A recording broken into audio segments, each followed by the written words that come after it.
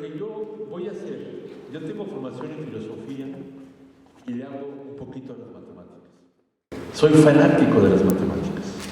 Entonces, lo que voy a hacer es una serie de reflexiones que enumeré en 10 puntos. Yo voy diciendo el punto 1, el punto 2, hasta llegar al 10 en algún momento, ¿no? Pero yo soy fanático de Julio Cortázar, ¿sí? Y su novela La Rayuela, que se puede leer según Julio, en sentidos diferentes, dependiendo, uno escoge qué capítulo quiere leer después. Mis hijos dicen que me parezco a Julio Cortázar, ¿sí? Entonces ojalá que me pareciera más por la forma de escribir que por el puro parecido físico. Entonces yo voy enumerando 10 puntos para proponerles reflexionar, pero no necesariamente del 1 al 10.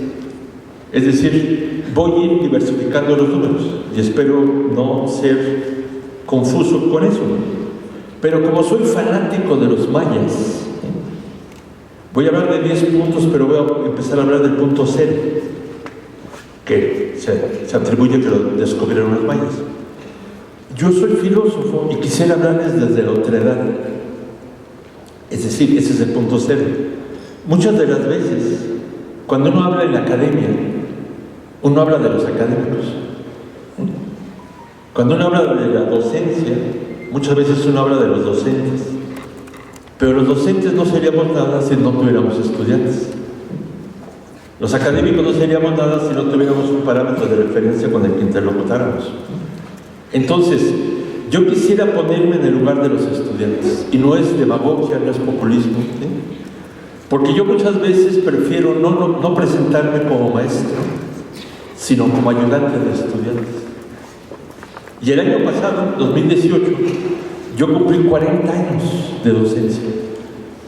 Y una de las cosas que quise hacer en estas presentaciones como la que voy a compartirles es hacerle honor a mis estudiantes de 40 años.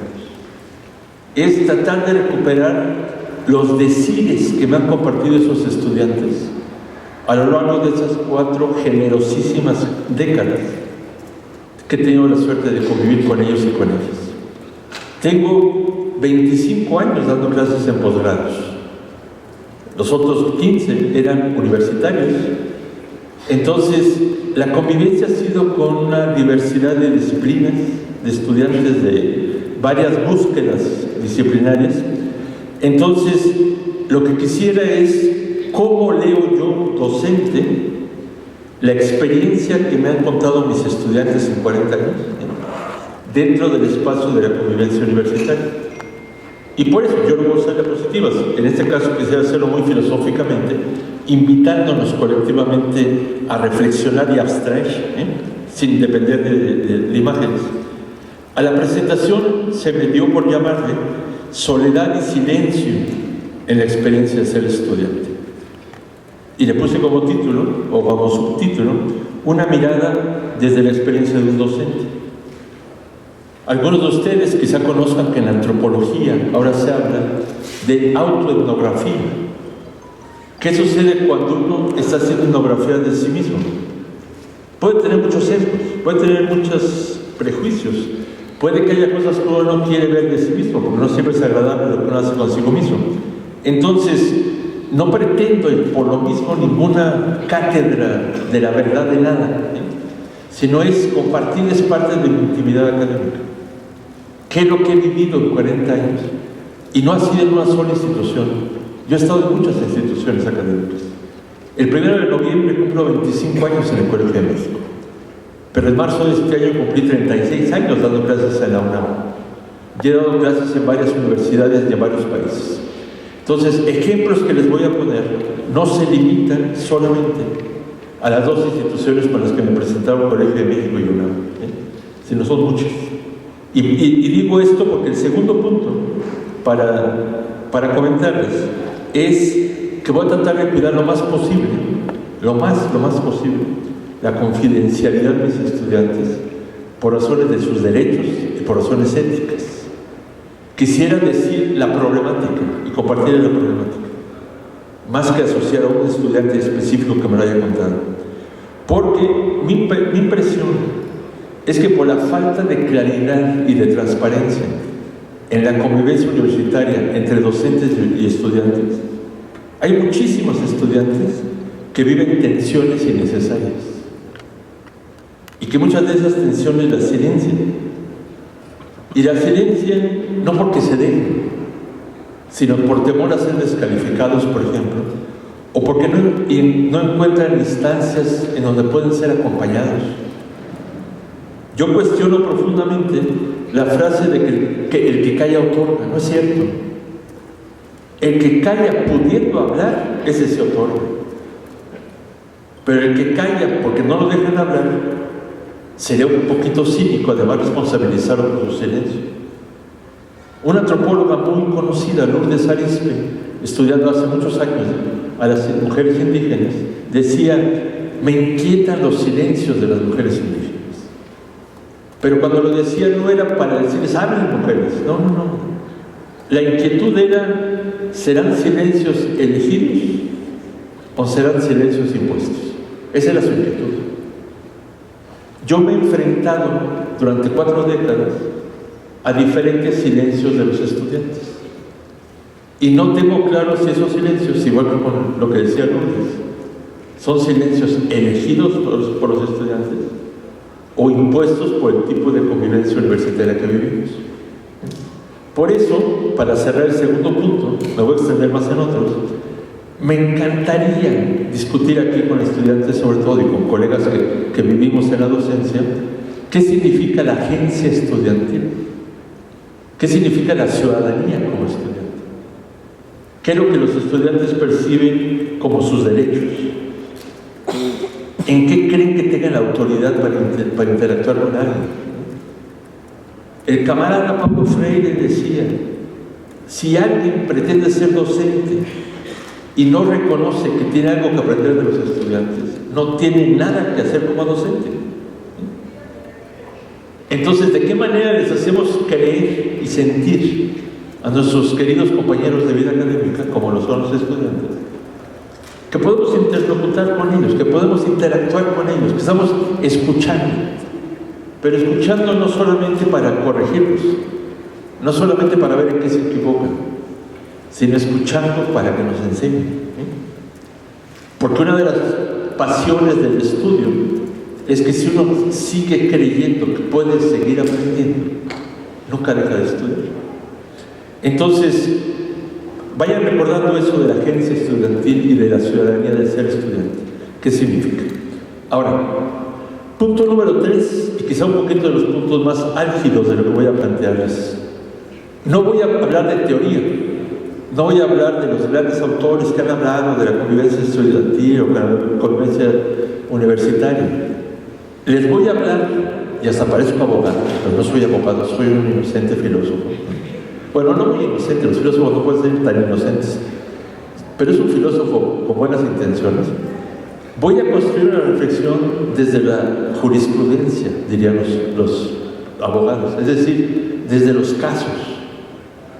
Voy a construir una reflexión planteando viñetas, como me dicen mis amigos psicoanalistas. Y esas viñetas, esos casos que van a darse como flashazos, es cómo los construiríamos y cómo los interpretaríamos colectivamente. Son 10 casos, no se va a dar tiempo de decir los 10 porque quiero decir otras cosas, pero son 10 casos retomados de 8 instituciones diferentes, en las cuales, las 8 yo he dado clases. Entonces no son de un solo instituto, de una sola universidad. Les voy poniendo varios ejemplos. De repente en una universidad, en un centro de posgrados, un estudiante se acerca y me dice: qué bueno que ya acabó la maestría.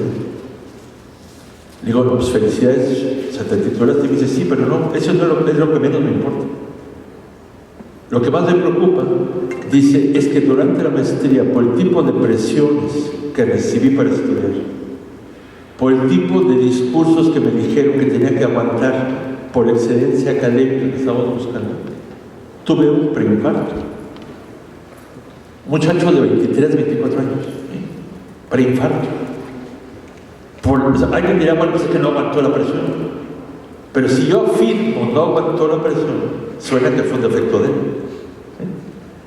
Quizá lo que yo le preguntaba a él era: ¿Y nunca sentiste que la presión que te transmitían era demasiada?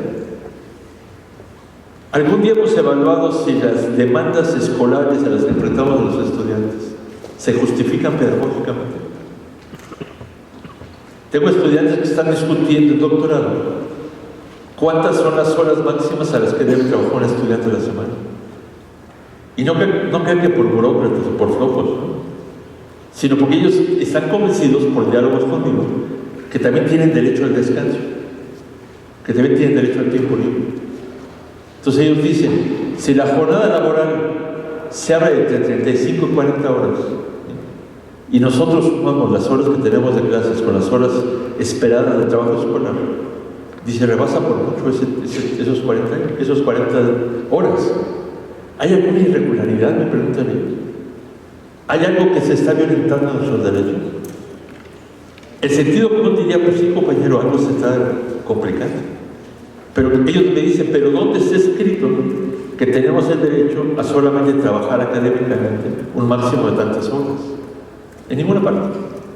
O no es tan frecuente que parece escrito. Entonces, el primer caso que me duele, un caso de preinfarto.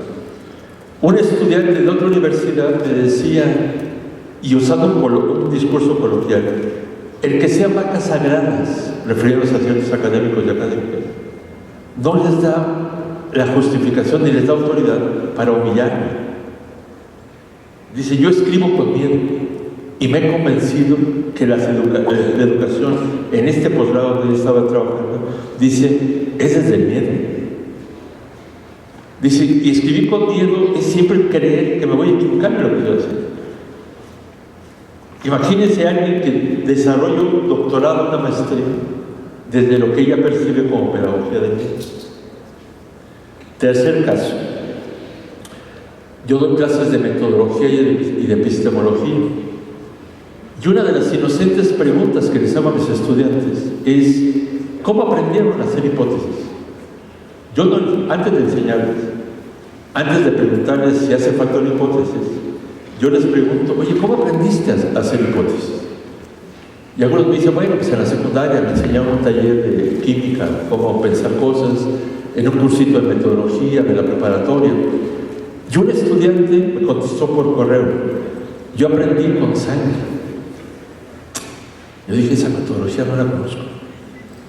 Y entonces, la siguiente vez que la vi, le pregunté, ¿me puedes explicar cómo está esa forma de aprender con sangre? Me dice, claro. Me dice, mira, yo estudié antropología en la licenciatura. Después me fui al extranjero a estudiar una maestría. Trabajé en organismos internacionales. Yo era de quienes podían hablar en público ante 200, 300 personas y me paraba para tratar de tener atención de todo el mundo. Lo hacía con la mayor de las asertividades y la claridad de mi forma de pensar. Dice, cuando entré a X institución, era humillación tras humillación tras humillación, diciéndome, ¿es lo mejor que puedes hacer? ¿Qué no piensas? Y empezó a describirme una larga historia de descalificaciones, que algunos podían pensar, bueno, pues era para sacar lo mejor de ella, como la película aumentada de Whiplash, que ojalá que algún día la vean, si no lo han visto. Y entonces me decía ella, ahora cuando yo expongo, y me lo dijo gráficamente, yo ya no me paro, me siento, y decía, con las piernas un poquito separadas, para tener mejor sostén en el suelo. Pongo los brazos sobre el escritorio, pero fuertemente, para que no se vea que estoy temblando. No volteo a ver a la gente, cuando antes toda la vida lo hacía. Y me la paso leyendo, para no perder el hilo de lo que estoy diciendo. Es decir, y si tú me vieras de cerca, me decía, me verías sudando, me verías presionada por lo que estoy diciendo. Y algún día que ella se atrevió a confrontar a una maestra que constantemente la descalificaba, pero una maestra que nunca esperó que ella la confrontara, seguramente por lo que le contestó, ella le dijo, carajo, ya déjame de molestar, ¿por qué me tratas de esa manera? Nivel de doctorado. La maestra, yo creo que nunca imaginó que ella alguien le iba a cuestionar. La respuesta fue, a mí me hicieron lo mismo. Y entonces ella le contestó, pues me vale madres, dicho con esas palabras, ¿no? Si quieres te recomiendo a mi psicoanalista. A partir de ese momento no volví a hablar con su maestra, aunque tuvo la clase, ni para bien ni para mal. Pero necesitaríamos los estudiantes o los profes oír de los estudiantes: ya párenme, hasta aquí ya no aguanto más. ¿Cuántas veces ese no aguanto más nunca lo dicen? Y truenan a final de cuentas, pero no truenan únicamente en términos de una materia reprobada. ¿Cuántas veces truenan emocionalmente?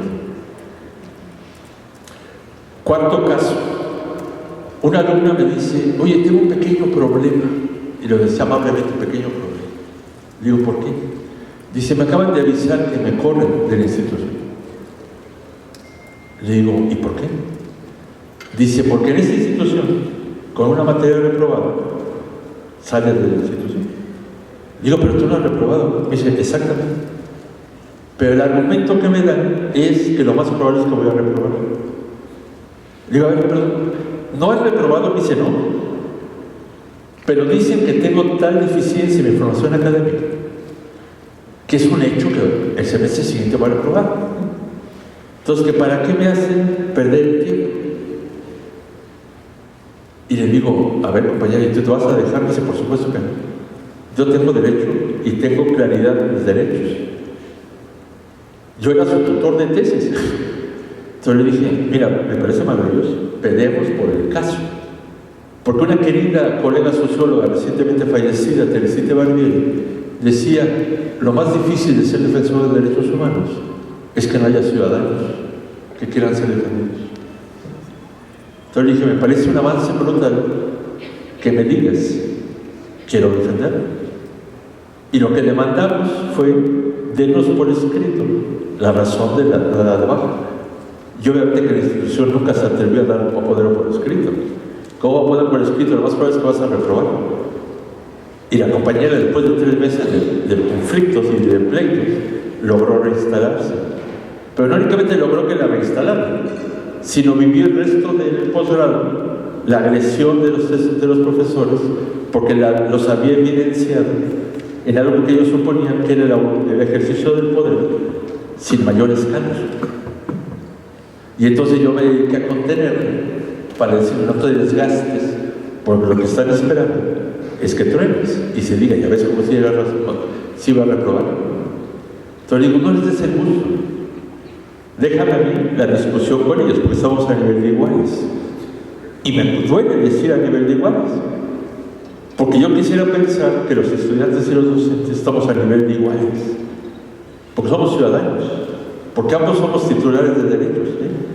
Puede que tengamos diferentes trayectorias laborales y de vida.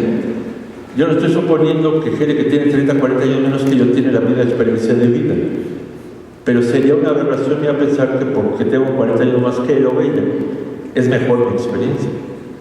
Lo atractivo es cuando la convivencia me permite seguir aprendiendo por los diferentes niveles de convivencia. Otro caso: yo dije hace rato que trabajo género, trabajo masculinidad, entonces quisiera plantearles 3 casos siguientes pensando en género y masculinidad. Una alumna, último semestre de doctorado en otra universidad diferente, me dice, ella fue mi alumna en la maestría en otra universidad, me dice: estoy tronada. Le digo: ¿por qué? Porque después de 7 semestres del doctorado, mi tutor me dice: ahora sí, déjate de payasadas y escribe tu tesis. Y según ella tenía la tesis casi terminada. Y el colega que le estaba diciendo eso, además era el asesor de los 3 años anteriores del trabajo. Y entonces, hasta que casi estaba terminando, le decía: ahora sí, ponte a escribir la tesis. Y la compañera entró en una depresión brutal, porque decía: pero ¿por qué no me lo dijo antes? Y entonces lo que ella describía, según lectura, una mujer con un asesor hombre, dice: es la humillación patriarcal del sujeto asesor de tesis. Yo le decía: ¿de veras es realmente eso? Me decía: claro, porque al final de cuentas lo que él siempre cuestionó es que yo le cuestionaba planteamientos críticos de lo que él proponía. Y entonces como que se fue guardando la venganza. Y piensen los docentes. para cuando yo estuviera ya a punto, en el momento más relajado, ya casi termino, para decirme, ahora sí, te voy a dar los comentarios. Algunos hemos llegado a decir, yo por lo menos, que hay negligencia docente, no únicamente negligencia médica, pero yo me he atrevido a decir, y he dado presentaciones sobre eso, que hay iatrogenia docente. La iatrogenia médica es el daño que produce la negligencia médica. ¿Qué pasaría si evaluáramos a los docentes en función de la iatrogenia que llegan a cometer? Es decir, una mala práctica docente puede dañar a un estudiante. Y esta alumna me lo decía claramente. Otro alumno de esa misma institución fue mi alumno en licenciatura y maestría, pero no en el doctorado, porque su tema era muy distinto al mío, entonces no aceptaron que yo fuera su lector. Pero seguimos leyendo, o sea, por amistad. A la hora de agradecer en su tesis final de doctorado, yo aparecía en segundo lugar después de su directora de tesis. Ahí es al revés, un alumno asesorado por una mujer. Y luego aparecían sus lectores de fijo. Y dijo, oye, te lo agradezco, pero yo ni siquiera tengo en el entierro. Me dice, no, si yo te iba a poner en primer lugar. Dice, pero ahí sí sería un poquito arriesgado. Y te iba a poner en primer lugar porque mi directora de tesis nunca, de los nunca, en todo el doctorado, me leyó. Pero era mi directora de tesis. Y entonces lo que él escribe en la tesis en agradecimientos es, le agradezco a fulanita por su libertad, la libertad que me dio para escribir. Pero lo decía irónicamente, y solo la fulanita, no lo digo despectivamente, lo sabía, porque me dejó en tal libertad que nunca me leyó. ¿Qué tipo de convivencia genera eso, sobre todo cuando algunos colegas, sobre todo que llegan a los posgrados, en el futuro van a ser docentes? Pues aprenden formas, pero no únicamente es criticar la omisión del docente, sino yo invito, por ejemplo, a cuestionar las formas que somos evaluados los académicos. Porque el criterio de evaluación de muchos académicos es de tipo productivista. Uno tiene que publicar rápido, uno tiene que asesorar a muchos estudiantes, y entonces los estudiantes pareciera que acaban siendo como un estorbo. Ok, tú eres mi asesorado, pero nunca te puedo leer, ¿no? Pero a final de cuentas, yo puedo presumir que fuiste mi asesorado. Como doy dos para pasar a los siguientes puntos, otros dos ejemplos. Yo trabajo mucho con estudiantes que investigan homosexualidad, transexualidad, transgénero. Y en una de las universidades que más quiero en este país, una estudiante me dijo, estoy investigando transexualidad. Porque él investiga incluso desde su experiencia personal la transexualidad. Y cuando se lo expuso a su profe X, la respuesta del profe fue, ¿y esa idiotez para qué la investigas? Esa anormalidad para qué la trabajas? El profe en cuestión, no sé si sabía la experiencia personal del sujeto que estaba planteando. Y entonces yo le dije, cuando me lo contó a las 2 semanas de que había pasado, vamos a hacer una demanda. Me dice, no, profe. Te agradezco que me escuches, basta. Porque si yo hago una demanda, cuando no hay transparencia en las instancias, las represalias van a ser para mí. Entonces dice, ya me cambié de seminario, porque yo iba a pelear y seguramente que me iban a reprobar. Pero oiga la frase, me cambié de seminario porque seguramente me iban a reprobar. ¿De qué me está hablando? De que no hay una cercanía de diálogos, incluso de demandas de respeto en los intercambios. Un último ejemplo. Tengo un alumno que me dijo, a veces sueño que amanezco colgado, así ahorcado, en la institución donde estudio. Y digo, ¿y por qué? O sea, como no soy psicólogo, pero como de qué va, ¿para dónde va el sueño? Me dice, lo que pasa es que, ¿será que así se van a dar cuenta de la violencia que ejercen contra nosotros? Cuando un estudiante se suicida por la presión institucional, ¿será ese un recurso, un argumento convincente? Me decía este alumno. Ese es el cuarto punto. Pasemos al número 5. Uno de los elementos que se hizo en una institución donde yo participo y trabajo regularmente, que es el Colegio de México, es que los estudiantes, como un excelente ejemplo de agencia estudiantil, dijeron: proponemos institucionalmente que haya una mesa redonda, pública, sobre violencia psicológica en la institución. E invitaron a alumnos a hablar de sus experiencias de violencia psicológica vivida. Lo que estaban impresionados es que ningún estudiante de los que habían contado en confidencia experiencias de violencia quisieron hablar en público, porque eran estudiantes en activo. Entonces me decían, a nivel de amigos, ¿qué hacemos? Digo, ¿por qué no invitan a exalumnos? O sea, gente que ya salió de la institución. Algunos incluso les dijeron: mira, no estoy seguro. Y cuando ellos decían: pero ya no eres alumno, me dice: sí, pero yo me encuentro a mis ex profes en el ámbito laboral donde trabajo, y no vaya a ser que el hablar me limite o me sancione, o sea, que traigan acarreado eso. Al final de cuentas, algunos sí aceptaron, algunos exalumnos y exalumnos, y además invitaron a investigadoras, y son mujeres porque eran las que estaban investigando, que llevan años analizando violencia psicológica como objeto de estudio, porque lo que querían era que no fuera una cosa solamente testimonial, sino que hubiera una lectura de gente que investiga para identificar si casos de los que ellos estaban describiendo eran realmente violencia psicológica.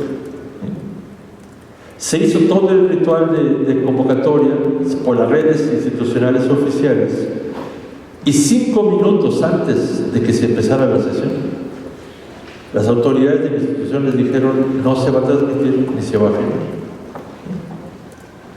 Si bien yo no uso redes sociales ni celulares, nunca he usado en mi vida un celular, ese día lo que resolvió todo fueron los celulares de los estudiantes, porque ellos lo filmaron en Facebook y lo transmitieron por Facebook Live. Cuando ellos exigieron que fuera subido al sitio donde estaban todas las charlas previas, la respuesta institucional fue: no, porque por política institucional no subimos videos caseros. Todavía están peleando para que lo suban, pero al final de cuentas, como agencia estudiantil, lo que ellos dijeron: vamos a seguir peleando, pero por mientras lo vamos a distribuir por redes sociales. Una de las utilidades de las redes sociales. Punto número 6. Una cosa interesante es que yo sí creo, y no es demagogia, que uno puede aprender mucho de los estudiantes. Cuando se hizo esa mesa redonda convocada por estudiantes, y varios de ellos dijeron que eran alumnos de familia de ese hombre que se queda hablando, se acercaron a mí y personas trabajadoras de la institución y me dijeron: si los jóvenes están hablando, no podemos quedarnos callados nosotros. Y varios trabajadores de diferentes áreas de la institución empezaron a denunciar experiencias de violencia institucional y decían: no podemos quedarnos callados si la gente joven está hablando. Entonces yo se lo dije a los estudiantes: se va a hacer una cosa maravillosa, el ejercicio de acompañamiento y de ejemplo y de estimular que originan, en este caso, estudiantes. Otra generación de estudiantes de esa misma institución lo que decidieron fue hacer un manifiesto para prevenir la violencia institucional, y lo empezaron a circular entre profesores, invitándolas a que dialogaran con ellos, con sus propuestas. Curiosamente, hoy jueves 3 de octubre, como a las 11 de la mañana, o sea, por ahora, hay una sesión en esta institución para discutir esa carta. Yo les dije: yo voy a hablar de esa carta en un evento como este. Y lo que dicen en ese manifiesto, que le llaman así, aparentemente de una manera muy ruda, manifiesto, son cosas muy básicas. Dice: no esperamos, por ejemplo, otra cosa más que buen trato. Es mucho pedir, dicen ellos. Esperamos que los docentes conozcan a los estudiantes. No quiere decir que sean nuestros amigos del alma, sino que tengan cierta idea de cuál es el contexto en el que los estudiantes estamos viviendo las cosas. Lo que esperamos es que las decisiones que toman no sean discrecionales por derechos humanos, sino que sean transparentes y que correspondan a las funciones de los docentes. No más allá de eso, pero no menos que eso. Son ellos los que abogan por definir con toda claridad cuál es el tiempo completo, qué consiste un tiempo completo. ¿Se vale que mi asesor de tesis me escriba, me hable por celular el domingo para ver qué estoy haciendo? Que me mande un WhatsApp. No hay tiempos de privacidad. Pero ahora si yo escribo en esas tecnologías que ustedes usan y no contesto a los 2 minutos, pareciera que algo está irregular. Y entonces, si quien me está escribiendo es mi asesor de tesis, ¿qué hago? ¿Qué hago? ¿Cómo le digo? Pues estoy en la cantina, camarada. Y tengo derecho de ir a la cantina. No es ninguna irregularidad académica ir a la cantina. Claro, no, sería un poquito raro vivir en la cantina, pero no es una irregularidad, una cosa como esa. Pero algo, imagínense que proponen que los docentes, al margen de la historia laboral que tengan talleres de pedagogía. Se me hace interesantísimo como convivencia universitaria. Porque no todas las disciplinas que estudiamos en las universidades, porque hayamos terminado la carrera, quiere decir que ya se podemos ser maestros. A lo mejor somos muy buenos en la disciplina, pero no son los investigadores. No quiere decir que cualquiera que se pare frente de un grupo de estudiantes ya sabe docencia. Se aprende la docencia. No es echarle ninguna flor a la filosofía, pero como la mayor parte de los filósofos y filósofas se dedican a la docencia, en el currículum de filosofía hay clases que se llaman práctica docente dirigida. Es decir, los entrenan para ser docentes. Pero lo que ellos dicen es no todo profesional es docente, por vocación, hay que aprenderlo. Porque si no saben lo que decimos en cualquier oficio, echando a perder se aprende. ¿Qué sucede cuando echo a perder mi experiencia de docencia? Echando a perder a estudiantes. Una de las cosas, y termino con eso el punto 6, que ellos señalan es: necesitamos apoyo psicológico permanente. Porque no quiere decir que no queramos que nos presionen en cargas escolares, pero puede que por el contexto de diferentes personas tengamos como umbrales distintos para reaccionar a la presión. Y a lo mejor hay quienes aguantan sin mayor problema. Pero ¿qué sucede cuando la presión me lleva a situaciones extremas? Algún día me decía una alumna, exalumna de otra institución, me dice: quiero que seas mi lector de tesis. Dice, porque nadie quiere aceptarme, porque todos dicen que soy muy crítica y haber sido mi alumna. Yo dije, qué interesante, para mí sí es muy estimulante una persona que cuestiona constantemente. Entonces le dije, sí, con todo gusto. Dice, pero me urge terminar la tesis porque tengo un tiempo límite en la universidad, en el 2 días estudiaba. Y dije, no te apures, el tema me interesa, yo leo muchísimo, así es que con todo gusto, ¿no? 2 meses le leía 1000 por hora y reaccionaba y contestaba y me mandaba cosas, hasta que de repente se desapareció del mapa. Y pasó 1 año. Yo dije, ¿quién sabe qué le habrá pasado? Pues le urgía. Porque estaba entrando a un doctorado y le pusieron un límite para entregar la tesis de maestría para doctorarse. Bueno, para entrar al doctorado. Después de algún tiempo me invitaron a mí a psiquiatría, a dar una clase en un curso que daba un amigo mío, que se llama Salud Mental de los Hombres. Y llego a la clase y en primera fila estaba sentada ella. Digo, oye, fulanita, qué gusto de verte. Me dice, a mí también me da gusto verte, pero no me da gusto que me veas. Y era tan retadora que dije, a ver, déjame ver, ahorita resuelvo el acertijo, porque pensé que era como una broma, ¿no? Y entonces me dice, ¿podemos hablar después de tu clase? Dije, con todo gusto. Y cuando salgo de la clase, me dice, ¿sabes por qué supe de tu clase? Dice, porque soy paciente de psiquiatría. Digo, bueno, o sea, yo no tengo ningún problema. Dice, no, dice, yo por confrontar en la institución donde estudiaba, me dijeron, o le bajas o te bajamos. Y tú sabes que yo soy muy crítico. Y le digo, sí, sí, por eso me interesa trabajar contigo. Dice, me bajaron emocionalmente, me tronaron emocionalmente. Llevo 2 años, el último año, el primer año internado en psiquiatría, por querer defender mis derechos estudiantiles ante una institución vertical. Y le dije, ¿tu tesis de maestría qué pasó? Me dice, ¿a quién le importa? Digo, a mí.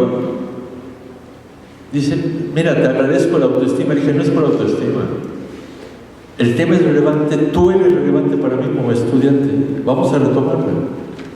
Me dice, ¿quién no va a querer leer? Y que yo y alguien más, el que era tu tutor, que también era un amigo mío, ¿no?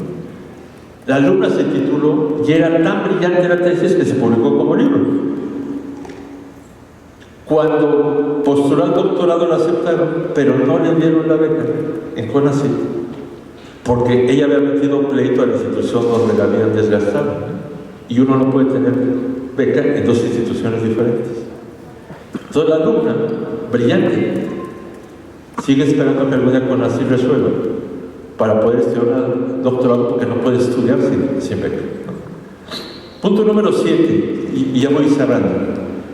Una de las cosas que, siendo filósofo, yo me pregunto es cuáles son los dilemas que he visto con los estudiantes, dilemas éticos. Uno de ellos es que cuando reprueban o cuando algo les va mal, tiende a pensarse que es una falla del estudiante más que una falla del sistema. Entonces tiende a culpabilizarse al sujeto, más que pensar, ¿será que no logré comunicarme con el sujeto? Yo no pregunto a mis estudiantes, ¿me entendieron? Yo les pregunto, me expliqué. Y son posturas totalmente distintas. Una de las cosas, porque se le tiene miedo a la organización de los estudiantes. Y por eso en muchas hay falta de representatividad de los estudiantes en los órganos colegiados. Porque las decisiones no las toman esos escuincles, como se les dice en muchos lugares. Primero que maduren. Y uno dice, compañero, ¿y tú ya maduraste? Una de las cosas que encuentro como dilema es que en muchas instituciones se ha normalizado intimidar a los estudiantes a través de las calificaciones. Te voy a reprobar, ¿no? Y el te voy a reprobar en muchas significa y te vas. Entonces, una de las cosas es ¿cuántos docentes usamos el recurso de la calificación como un ejercicio autoritario de poder? Y si me reprueban, ¿no tiene alguna corresponsabilidad del profesor en la transmisión del asunto o de la profesora? Entonces, yo creo que esa intimidación a través de las calificaciones está asociada a una intolerancia a las equivocaciones. Una intolerancia a los errores de un sujeto. Y se considera que si salió mal, está mal. Pero el camaradísima, admirado por mí, Paulo Freire, planteaba que la educación debe ser una práctica de la libertad. Uno de los libros más bellos de Paulo Freire es La educación como práctica de la libertad. ¿Cómo puedo entrenarte y acompañarte para que practiques la libertad si el día que decides diferente a como yo decido, te sanciono? Nunca vuelvo a experimentar la libertad. Yo conozco adultos, mayores incluso que yo, que siguen alineados a normas institucionales en diferentes lugares por temor a equivocarse. Pero ese temor a equivocarse es haber omitido en su experiencia de vida la práctica de ser libre. Y qué perverso, somos sujetos libres. Y los derechos humanos, de cualquier cantidad de declaraciones, dicen que uno de los principales derechos que nos hace humanos es el derecho a ser libre. ¿Qué tanto en la convivencia cotidiana entrenamos a nuestros estudiantes a ser más libres de lo que eran cuando llegaron con nosotros? A tomar conciencia de las propias coacciones que han vivido. Yo les decía que ese es el punto número 7, que iba a jugar como a Cortázar, a cambiar el orden. Paso al 10 y luego me regreso al 8 y al 9. Dije de Paulo Freire y la práctica de la libertad. Hay una editorialista de La Jornada, investigadora de la Universidad Pedagógica, que dice, en un auténtico acto pedagógico, piensen en esto, docentes y alumnos aquí presentes, en un auténtico acto pedagógico siempre hay una dosis de amor, una dosis de generosidad, porque yo amo el saber que enseño. Y dice ella, Andrea Bárcena, y entonces disfruto compartírselo a alguien, en este caso estudiantes. Piénsense, si se vale la pena decirlo así, docentes y alumnos aquí presentes, si tenemos encuentros amorosos en los encuentros de docencia. Cuando digo amorosos no digo eróticos, que también es muy disfrutable el erótico, pero es o sea, imagínense, hace rato dije iatrogenia docente, imagínense el negativo primero, que definiéramos indicadores de iatrogenia docente. ¿Cuándo puedo asumir que el docente violentó, dañó a su estudiante? Y a veces es un estudiante que convive 1 año, 2 años, X tiempo. Pero para no pensarlo solo en negativo, imagínense que construyéramos indicadores de generosidad y de empatía académica.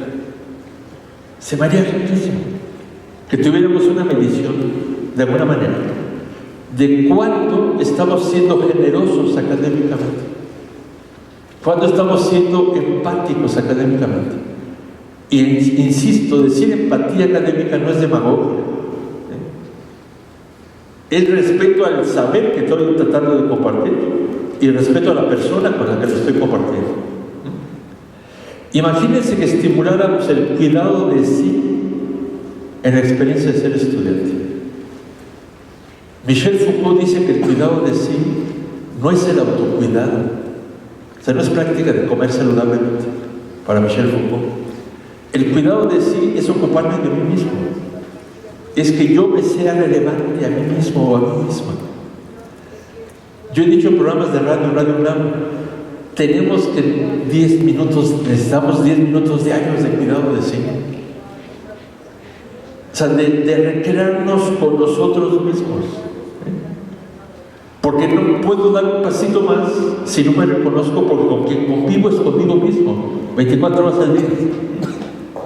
¿Qué pasa cuando un docente, por sus técnicas pedagógicas, y lo pongo entrecomillado, me humilla constantemente, me descalifica? Desgraciadamente, en muchas ocasiones, me la creo que no valgo nada. Puede que yo valga al margen de la opinión del docente, puede que en ese ámbito yo no tengo tanta habilidad, pero es muy distinto decir no tienes tanta habilidad, en buen plan, mejor cámbiate de área, a decirte no vales nada, o no piensas, como yo he oído a muchos docentes refiriéndose a estudiantes. Por eso yo insisto mucho en hablar de agencia estudiantil. Es decir, les recomiendo a todos los estudiantes aquí sentados, y yo creo que los docentes auténticos también somos estudiantes de por vida, que lean a Hannah Arendt, porque Hannah Arendt definía ciudadanía como el derecho a tener derechos. O sea, no basta que las leyes digan tiene derecho, no, es que yo me la crea que tengo derechos. Porque si yo me la creo que tengo derechos, cuando yo vivo experiencias de violación a los míos, lo demando, lo enuncio, lo reclamo. Entonces, paso a los puntos 8 y 9, que son los dos últimos.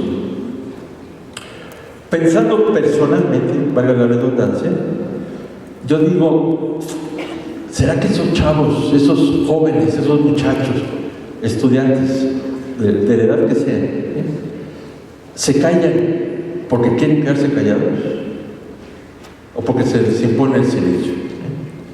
¿Cómo le hacemos para que ese silencio no únicamente nos sea impuesto? ¿Cómo interpretamos los silencios de los estudiantes? El silencio es parte del lenguaje. Yo soy enemigo de la gente que dice, es que no dijo nada, se quedó callado. No, espérate, yo soy filósofo del lenguaje. El lenguaje es una forma de decir. ¿Qué me quiso decir con su silencio? Más que pensar, no me dijo nada, entonces aguantó. No. Entonces, un segundo elemento es, ¿ustedes creen, y aparte de filósofo, soy sociólogo, si ser estudiante pudiera ser analizado como un grupo social vulnerable, potencialmente discriminado, potencialmente violentado?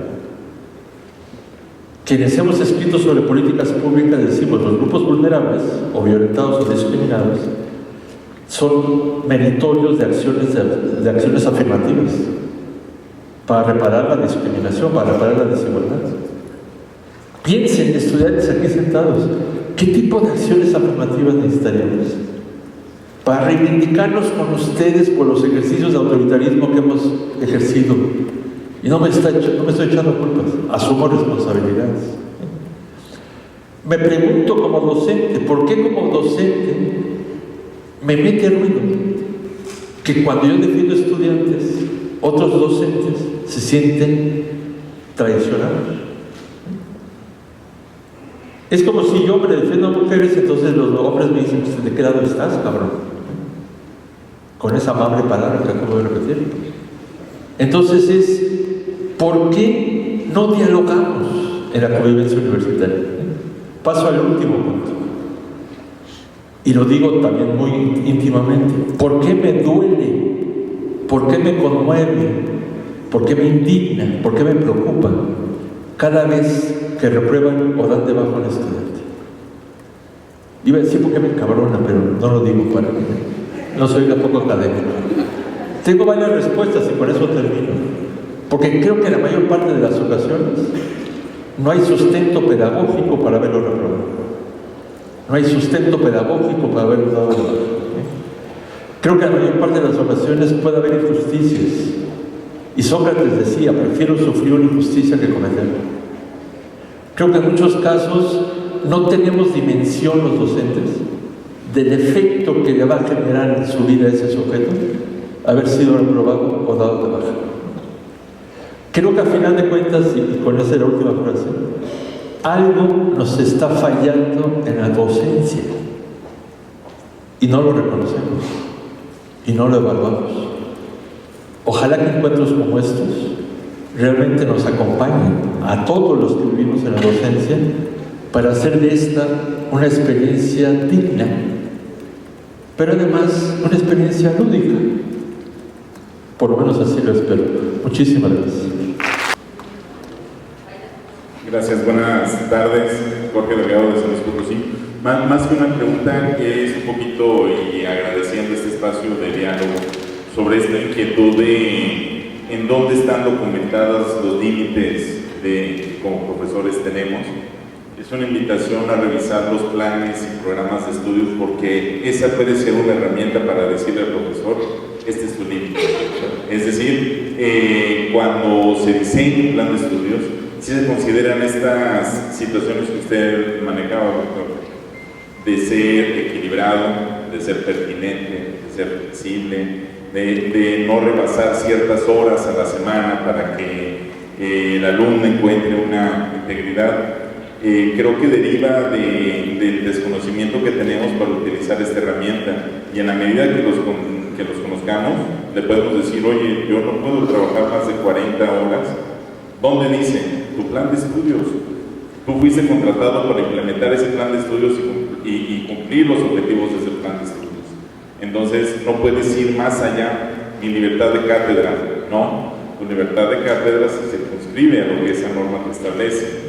Y entonces, en ese sentido, la invitación es a que puedan, como estudiantes, conocer sus planes y programas de estudios para aprovechar esas herramientas que ustedes tienen. Muchas gracias. En lo que alguien más interviene, les sugiero para que me interesen, hay una revista que el año que entra cumple 30 años, que es Debate Feminista. En el 95 publicaba un artículo de colegas feministas italianas que decían, necesitamos que la Constitución italiana reconozca el derecho al tiempo libre. Y entonces algunas personas decían, ¿para qué quieres que la Constitución lo reconozca? Pues busca darte el tiempo libre. Decía, no, porque si está reconocido, el Estado es responsable de crear las condiciones de posibilidad para que yo pueda ejercer mi derecho. Entonces es muy interesante porque si, y no digo solo estudiantes y docentes, realmente reivindicáramos el derecho al descanso. Uno mismo sería como la conciencia que pone límites. Pero lo perverso es que a veces uno dice, no, yo sí aguanto. Y cuando uno cree que se aguanta, a veces truena. Entonces, me parece muy interesante documentarse sobre esos tiempos. Si alguien quisiera hacer algún otro tipo de... Si hay primero un estudiante, mejor que hablen los chavos. Si alguno de los chicos quiere participar, antes de que ¿no? Ahí está. allá atrás.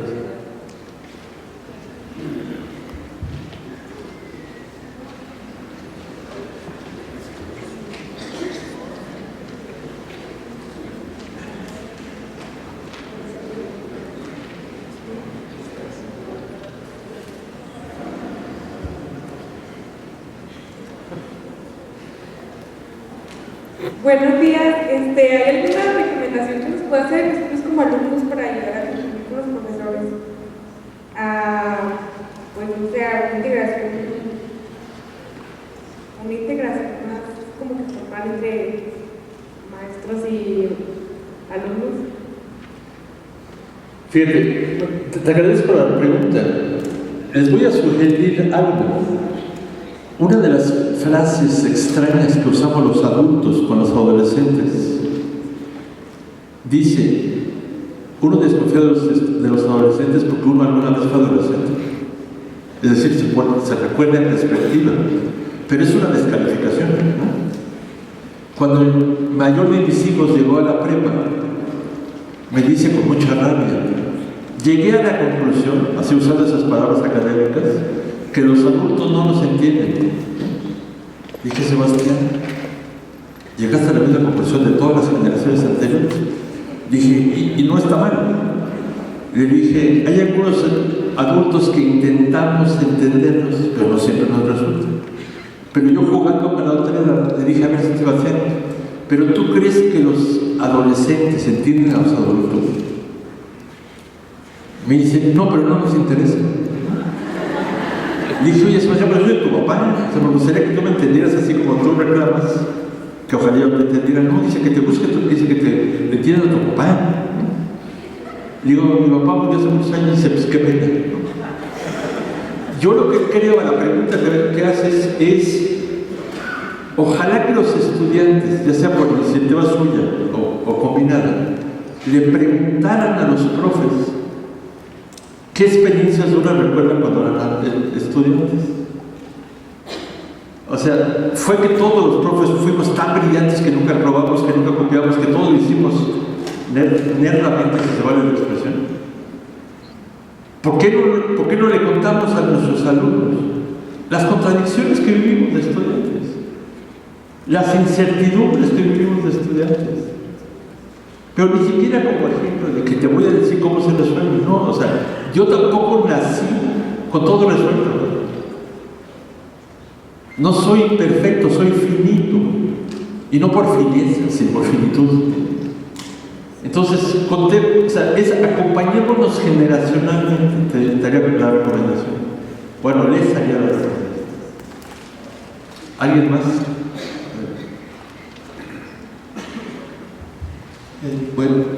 Arrancaría diciéndote que muchas gracias, colega o camarada. No acostumbro a hacer barba, pero aprovechando la tuya, te agradezco muchísimo la reflexión de esta mañana. 3 preguntas de la resonancia que me dan tus palabras son las siguientes. Siempre yo, y lo ves con los colegas, ¿no? Te preguntas qué pasaría si las universidades implementaran un estudio psiquiátrico antes de darte un título para maestro, ¿no? Que eso sería grave porque sabemos los colegas que tenemos, ¿no? No nos excluimos de los problemas que podemos tener cada quien, pero si hay gente que está de psiquiátrico y lastimosamente por la experiencia de las universidades que hemos pasado, lo hemos tenido que ver. Otra de las reflexiones que te invitaría es no necesariamente por estudiar educación o pedagogía la gente automáticamente es un educador, que yo soy licenciado en educación en una de las carreras que tengo y veo muchos colegas egresados de educación que pareciera que no van a ser nunca pedagogos, ¿no? Y la tercera sería preguntarse si la carrera de educación, más allá del componente pedagógico, es necesaria, porque también creo que hay una suerte de predisposición o un talento para los que en verdad amamos la docencia y sentimos que para eso vinimos, ¿no?, a trabajar en el área docente. Gracias. Muchas gracias. Bueno, contesto brevísimamente. Yo sí creo que uno de los problemas de la sociedad actual es el estrés. Y se lo dice alguien que vive en la tranquila Ciudad de México. Y yo creo que hay que hacer acciones asertivas para controlarse, para manejar su propio estrés. Es decir, hay que trabajar la salud emocional y la salud mental. Algún día que me hicieron una prueba psicológica, pero de estrés, en un examen médico general, la psicóloga me dio mucha risa y dice: usted me está mintiendo. Digo, ¿pero en qué? Porque me tocó signos, hizo preguntas, me dice: yo no creo que vive en la Ciudad de México. Imagínate que le decía que yo estaba mintiendo que vivía en la Ciudad de México. Dice: tiene un nivel de estrés anormal. Dije: perdón. Dice: bueno, perdón, muy bajo. Dije: es muy diferente de normal. Dice: ¿cómo le hace para bajarle el estrés? Dije: yo no hago nada para bajar el estrés. No es que tengo una cosa que le empuje para abajo, ¿no? Digo, es una posición ante la vida. Entonces, yo a veces creo que nos enganchamos colectivamente en tensiones, como dije casi al principio, innecesarias. Entonces, que hay que trabajar asertivamente. Cuando uno dice que hay asesoría psicológica en las universidades, como muchas universidades lo hacen, no es para problemas psiquiátricos, es para apoyo emocional, para bajar el estrés. En la Universidad Autónoma de Nuevo León, fui a un examen hace 3 años, y había una caricatura que decía: no todo se encuentra en Google. Y es una persona en flor de loto, así, meditando, ¿no? Hay como prácticas cotidianas que pueden facilitar el estar mucho más relajado, pero sobre todo si uno se la cree que tiene derecho a estar relajado. Entonces, pero lo otro de educación se me hace muy importante. No es sinónimo que un filósofo sea buen maestro, aunque tenga clases de docencia. No es sinónimo que un educador, que un estudioso de la educación sea buen maestro, ¿eh? Pero lo que es claro es que muchos docentes, o que nos pagan por dar clases, creemos que ya sabemos dar clases. Porque soy ingeniero, porque soy abogado, y no es sinónimo. ¿Cuándo aprendiste a dar clases? Y uno dice: bueno, pues con el camino, ok, pero y antes de eso, entonces, que fueron tus estudiantes al principio, con los que experimentaste. Una filósofa que todos han leído, Mafalda, de repente llega a su casa y están peleando sus papás, están regañando sus papás a su hermano. Y entonces Mafalda, que tiene complejo de diplomática, dice: ¿qué pasa? Y entonces los papás se quejan del hermano con Mafalda. Y Mafalda se voltea con el hermano, no con los papás, y dice: mira, necesitas tenerle paciencia a sus papás. Dice: antes de educarnos a nosotros, no habían educado a nadie. Somos como sus conejillos de indias. Yo creo que hay que reconocer como profes que no nos las sabemos de todas. Y el pequeño problema que si no reconocemos a veces que pagan la experimentación son nuestros estudiantes.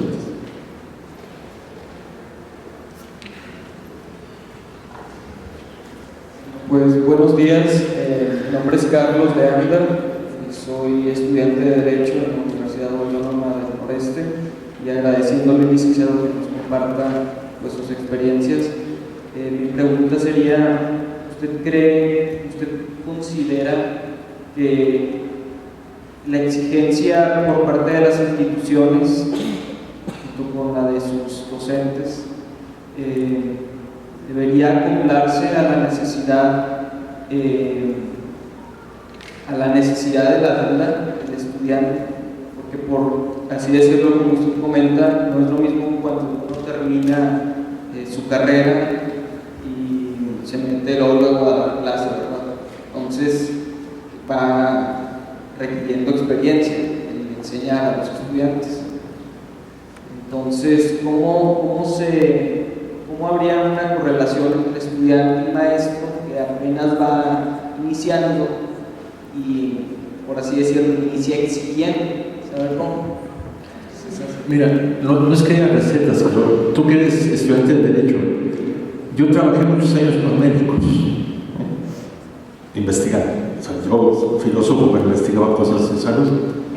Los médicos tienen la práctica, y creo que los abogados, aquí invento, no estoy seguro, que cuando un médico empieza, siempre ejerce con la supervisión de otro médico. Y los van soltando.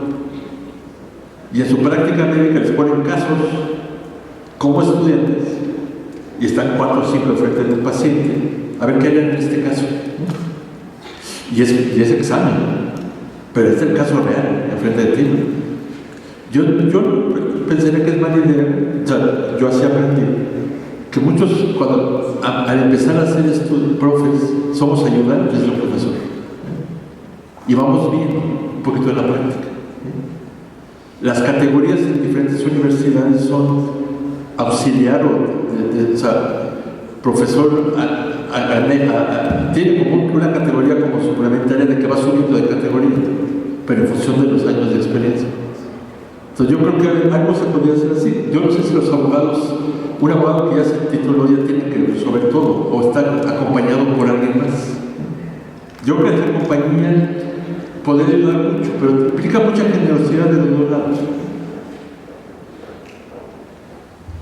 Gracias. Con todo gusto.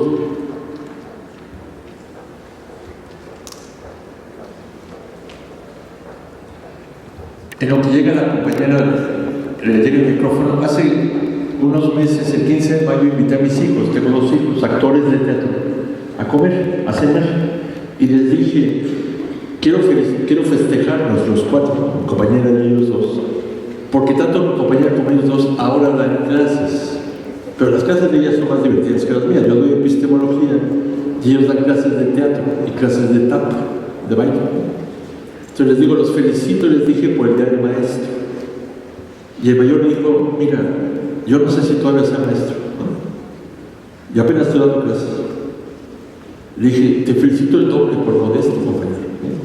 Ojalá que los que tenemos años de años dijéramos, no sé si ya soy profe. O sea, requerimos un poquito de humildad.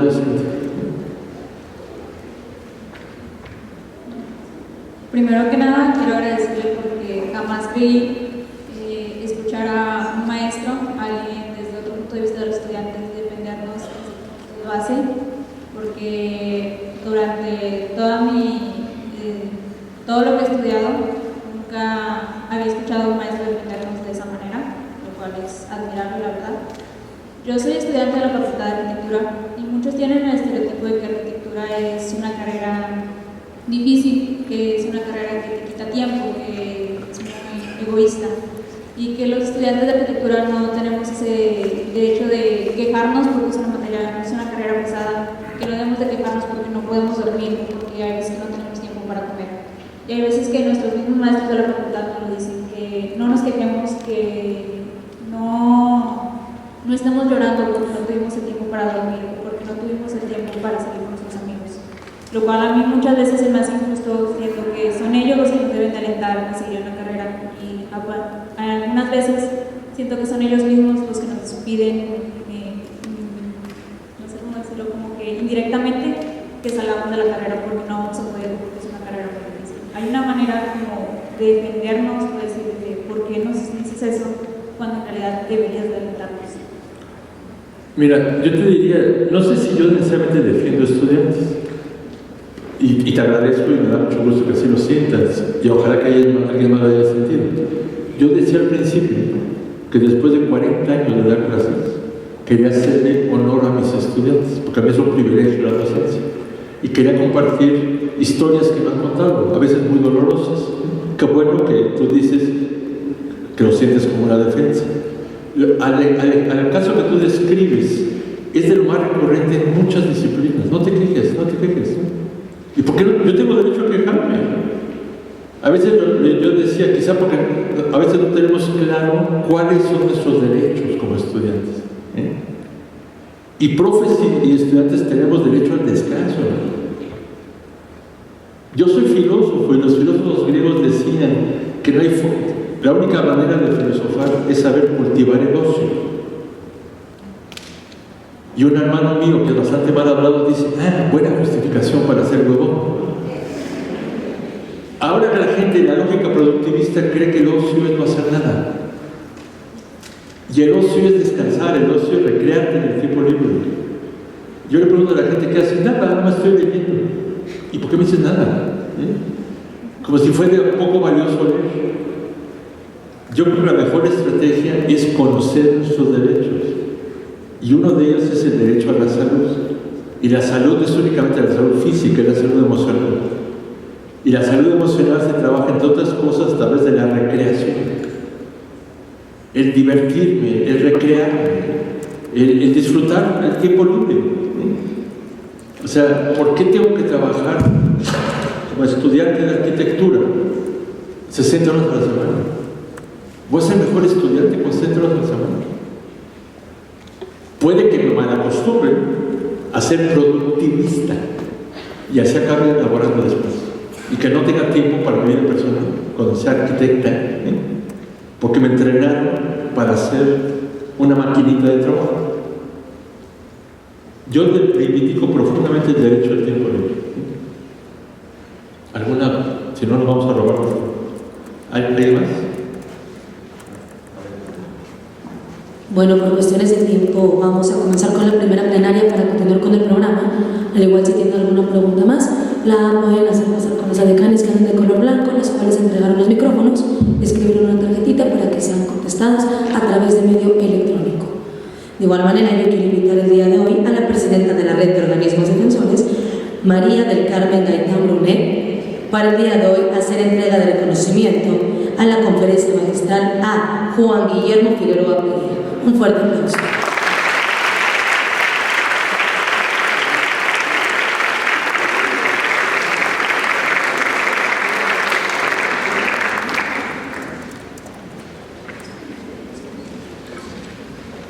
Doctor Perea, pues muchísimas gracias por compartir con el foro estas grandes experiencias que ha tenido a lo largo de su carrera como filósofo, sociólogo y experto en las lides de la docencia y de la investigación. Gracias por las amorosas palabras a los jóvenes estudiantes y deseamos ponerlas en práctica cuando regresemos a nuestros lugares de origen. Muchas gracias.